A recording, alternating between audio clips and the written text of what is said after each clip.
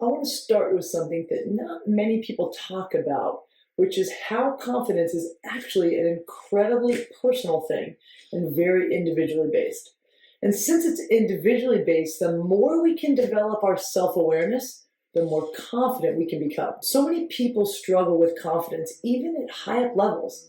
I work with Division 1 level athletes, high position leaders. Most of them struggle with their confidence. I'm also going to add that this does affect women more so than men.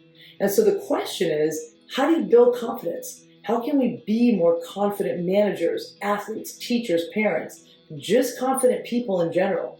How can you develop yourself to walk into a room being confident with who you are? So I've talked about how confidence comes down to one thing. It's what you say to yourself. And this is incredibly simple, but very difficult at the same time, because that inner self-talk is so often negative. So the follow-up question is then, how can we say better things to ourselves so that we build and maintain our confidence?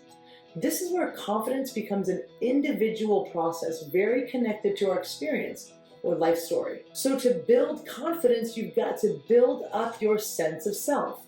How deeply do you know yourself? Have you spent time thinking about your origin story, the things in your life that are meaningful, that have impacted you? Are you connected to your strengths? And let me tell you that everybody has strengths. I'm not talking about skills or talents. Strengths could be the fact that we're incredibly resilient, or we're hardworking with a good attitude, or we look on the bright side with an optimistic point of view and make people smile, or we're persistent and dedicated. These are all strengths. So if you had that thought that you don't have very many strengths, or you can't think about your strengths, I want you to stop that thought right in this moment. Maybe you're kind, maybe you're loyal, maybe you also have a certain set of skills or talents, but you have strengths, so acknowledge them and then celebrate them. But a strong sense of self doesn't mean we're only filled up with our strengths, our talents, our capabilities, but we're also aware of our areas for growth, the places where we could be a little better. Who you are, your strengths, the areas where you need to grow are all connected to your life experience, and they began when you were just a little child. So to nurture your personal confidence, get to know your story, because that will help you strengthen your sense of self. You're going to have to reckon with your personal narrative, all the way back possibly to that home that you grew up in and your time when you were a child. For me, I had to face my story early on because I knew at a very young age, in elementary school actually, that my sexuality didn't align with the norm. So as young as 9 years old, I was battling this inner sense of myself that didn't fit within the world. And it took me 10 years to formally come out. That's a long time to be considering who I was and eventually being able to accept that. So one thing I'm really confident in is how well I know myself, because I felt like I was forced to know myself in order to then accept myself. So notice this right here. This isn't confidence in being able to do something or in a particular skill set. This is confidence in knowing who I am. And that's such an amazing place to start, because everybody can start there. You can get incredibly confident in knowing yourself deeply. You just have to take the time to do that personal exploration. So think back on your life. What parts of your life can you look back on and say, this has made me who I am? I'm super aware of myself. And here's where this is actually great, because confident people are knowing people. Think of those confident people. They know they're going to do well in that big game. They know they're going to go into that test and get an A and get good grades. They know they're going to be successful or achieve what they want to achieve. So when you spend the time knowing yourself, you become an expert in that.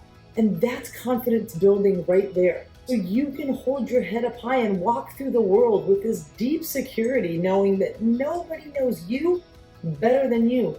You're the expert of yourself. So develop your sense of self. You may be thinking, Lord, this is too simple. And I'm going to tell you yes and no. It's a simple idea, but not always a simple process. Knowing ourselves and facing our origin stories can be difficult, but that deep connection to who you are paves the way to confidence. I want you to remember how confidence is individual, so you have to step into your own story to foster your confidence. So I'm a really confident person, and you're going to become a really confident person, but we're not going to be confident about the same things because we're different people. Confidence and our barriers to it are as unique as we are.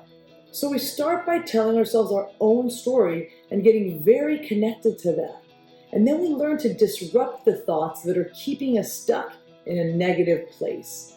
Again, a totally individual process. The things that get in my head and get in my way are going to be different than what gets in your way. The more that you know yourself, the more that you know what you need, what sets you off, what triggers take you away from feeling balanced and whole, the more you can give yourself what you need. So then you can foster that healthy inner dialogue. You can tell yourself, I'm getting what I need. I'm in the spaces where I can thrive. I've committed to practicing the places where I feel like I'm a little weaker, so I'm prepared. All of this leads to you being confident. Of course, things in life are going to shake our confidence, and they do that by getting us to tell ourselves negative things. We get a bad grade on a test. All of a sudden, we tell ourselves that everybody else is smarter than we are. We lose a game, we don't play well, and all of a sudden, we're never going to beat any of the top 10 teams. We're never going to work our way into the starting lineup. We have a hard breakup, and then all of a sudden, we tell ourselves that no one's ever going to love us or want to be with us. Wait a minute. You remember that sense of self that you developed? Do you remember that person that has all of those strengths and has some liabilities as well, but is the person that acknowledges those and works to improve upon them? It's the strengths that we can anchor to in those negative times when that voice takes over in our head. Okay, so yes, I played kind of poorly, but I'm hardworking and I'll do what it takes to play better next time because I love being on the court. Or, I didn't do well on that test, but I'm a dedicated and committed student, so I'm going to spend more time studying. I'll do better next time. Or, man, that conflict at work sure was difficult. I'm a loyal and thoughtful colleague, and I know that I did everything I possibly could to help the situation. So you disrupt. We learn to disrupt the thoughts that are keeping us stuck in a negative place.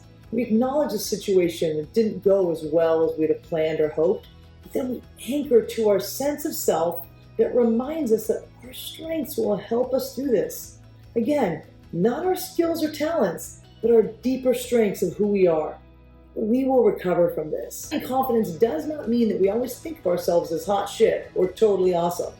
In fact, having true confidence is knowing that we're going to face positive and negatives in our lives, that we're going to do things really well, and we're going to make some big mistakes. Our confidence comes from our individual inner awareness that tells us we can get through this. There is good on the other side of this. And there's going to be hard on the other side of that.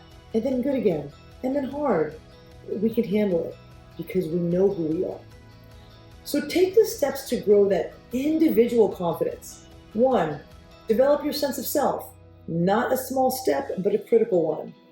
2, disrupt the negative self-talk when it starts creeping in. And then 3, remind yourself of who you are, the parts of you that are your strengths and where you thrive, and those parts of you that need some work and that you're committed to growing. The great thing about confidence is it's already there inside you. All you need to do is free it up and allow it to come out. Thank you for joining me. I know personal growth can be so difficult and messy, but know that you are not going through this alone. You're surrounded with a whole community of people on this journey to live and lead more consciously. So thank you for being here with us, and we will see you next time.